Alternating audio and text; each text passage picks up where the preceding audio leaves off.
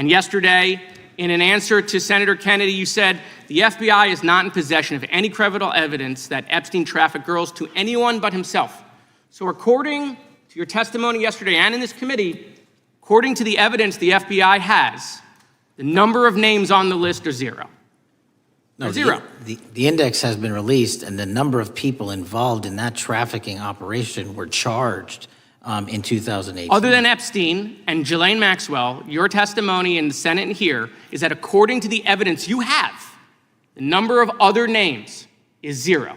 That were charged based on credible evidence. Well, who are the other names? Give me the other names that weren't charged. Representative Jared Moskowitz didn't hold back as he tore into Kash Patel, calling out what he sees as a deeply troubling surge in political extremism driven by online conspiracy culture. The confrontation zeroed in on the ongoing chatter about Jeffrey Epstein's supposed client list, claims that have been circulating heavily despite the FBI director, making it clear there is no solid evidence to support them. Even pointing out a fabricated document that had been passed around featuring a completely fake presidential signature, meant to stir outrage and create a scandal out of thin air. As the discussion widened, Moskowitz painted a bigger picture of a country being pulled apart by waves of misinformation spreading faster than facts, and he wrapped it all up with a serious warning, urging leaders from both sides to come together, set aside their differences, and take real action to regulate social media platforms, while also addressing the growing threat of foreign influence interfering in the national conversation. Again, I want to caution my colleagues on, one-sided violence in this country. We just heard that there were no riots on the right. We're literally sitting in the building where there was a giant riot by supporters of the president, the right. We also heard that only leftists, have said that Trump is a Nazi. In 2016, the current vice president of the United States said, Trump is either a cynical asshole or he's America's Hitler. And so this is the problem. I don't want to have to say this garbage, but you want me to sit here and get painted with one brush, the whole left. No, there are extremes on the left, and there are extremes on the right. And we collectively should tackle that. But to come here and just look at us and say we all support what's going on in the extremes is why we can't solve anything in this building. Director, let me say first, thank you for being here, and my condolences on the loss of your friend. And I'm happy to hear that you want to do more on the social media platforms. It's crazy what's going on the social media platforms. There are so many conspiracy theories on what's going on with Charlie Kirk. Israel assassinated him, right? There are conspiracy theories about your personal social life all day. It is totally rampant. Big names on the right, Candace Owens, right? Talking about how what's been released as far as the dialogue between the perpetrator and his roommate is manufactured by the FBI, manufactured by the administration. It is totally rampant, allowing foreign governments to just perpetrate these platforms, all of these bots, all of the time to weaponize Americans. You see what's going on here? This is a byproduct of all of that. What's going on in the streets is a byproduct of all of that. What's happening is you see people celebrate Luigi Mangione is a byproduct of all of that. And so if we want to do something, then we should talk about Section 230.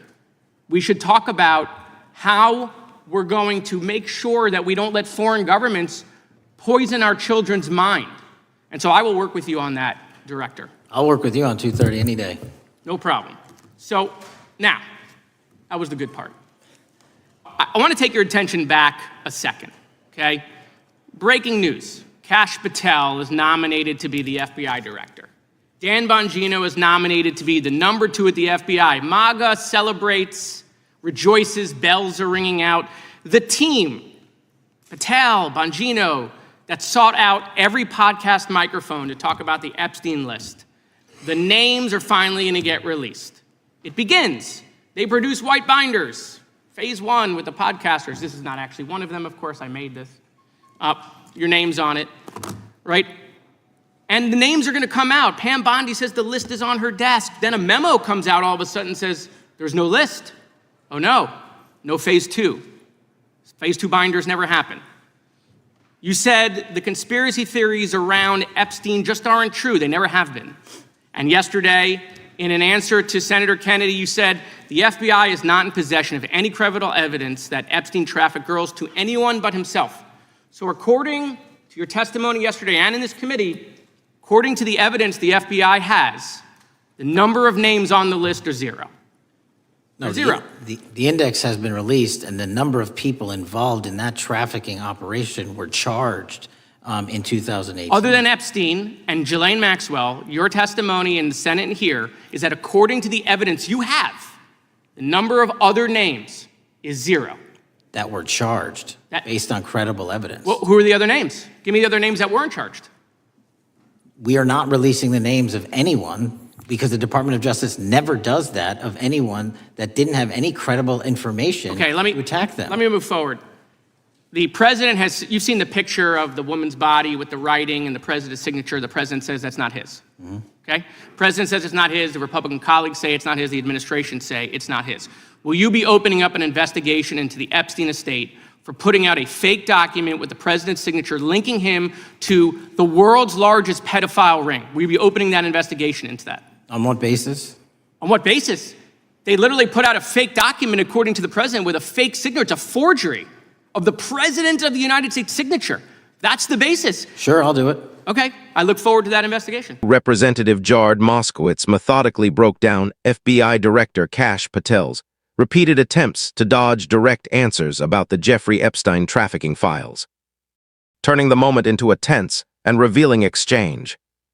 Holding up a striking piece of evidence, a handwritten note from 2019 recently pulled from FBI records, Moskowitz pushed Patel into a corner, forcing him to address a highly unusual breach that took place on September 17, 2019.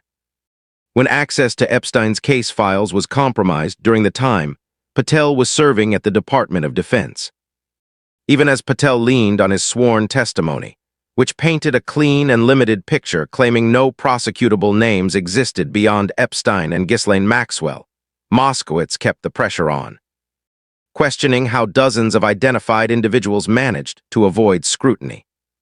He specifically highlighted 63 names that had been flagged, including 14 considered high priority due to their direct connections to Epstein. Yet none faced meaningful investigation either back in 2019 or during Patel's current leadership in 2025.